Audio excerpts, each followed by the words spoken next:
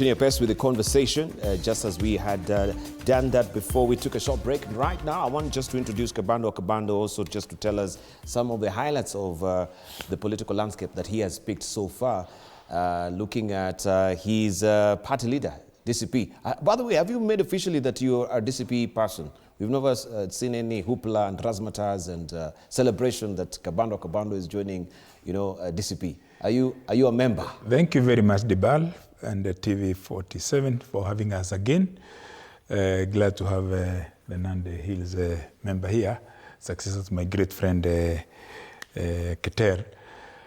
Next time in a holding room, I'm not gonna let Onyonka hear the views I have. Because whatever you said, you gave him a Mwakenya. He has just got the carpet under my feet.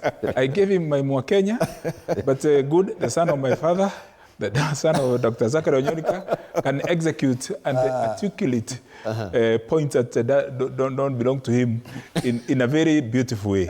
So let me now go to my second point, because the first one has been delivered by my delegate. In the last 1 year or so, if we don't talk about just last week, yes, the theme of the country. What is the front banner for the country is about governance. Governance about politics within the legislatures. I've seen what has been happening in the National Assembly. The Speaker of the National Assembly is now a surrogate going from village to village in so-called empowerment programs on behalf of the executive, such a disaster. Then you go to the management of the security apparatus in Kenya.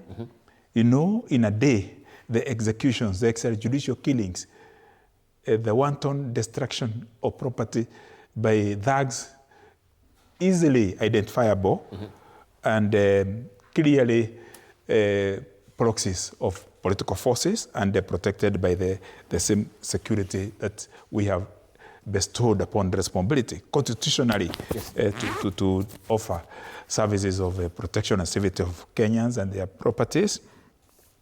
We have seen the kind of ethnic profiling that has been happening. And for the first time, beautifully so, Kenyans reject in a swift way ethnic prejudice that's being perpetrated by those in power in order to isolate a certain community and delegitimize the universal uprising of Gen Zs asking for accountability of governance.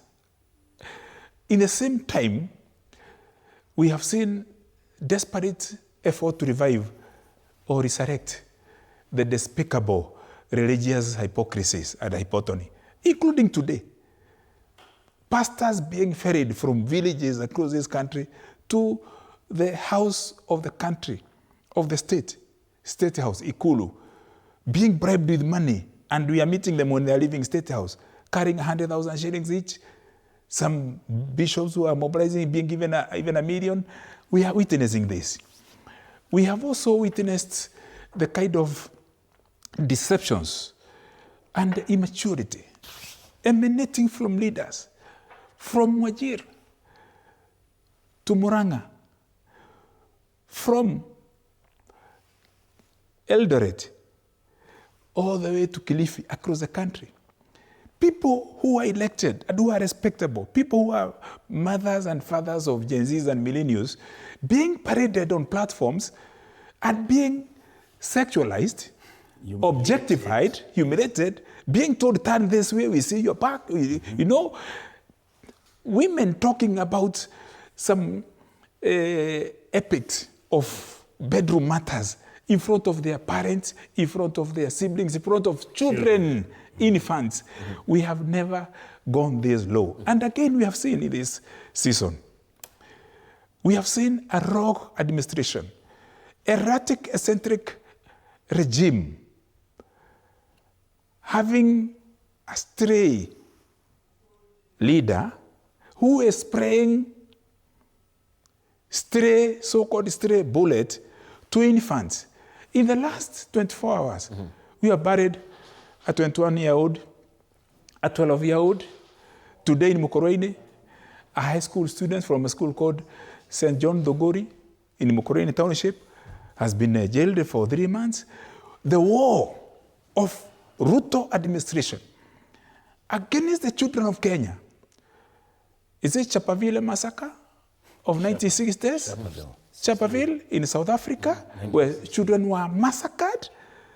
You have watched the Sarafina movie, you know, about the effort, the gallant courage and courteousness of people in Azania, South Africa, the Black Empowerment Movement by Steve Biko, and how he was tortured in police cells. You have seen Cry Freedom movie about Steve Biko in South Africa. It's just about the same in Kenya 2025.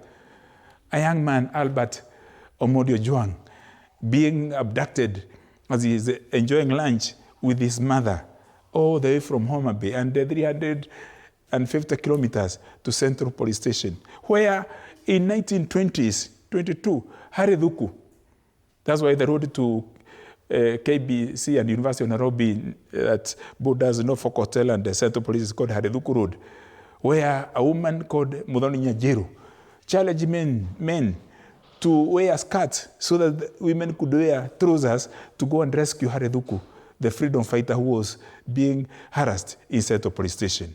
So, in a nutshell, in this country, there is darkness.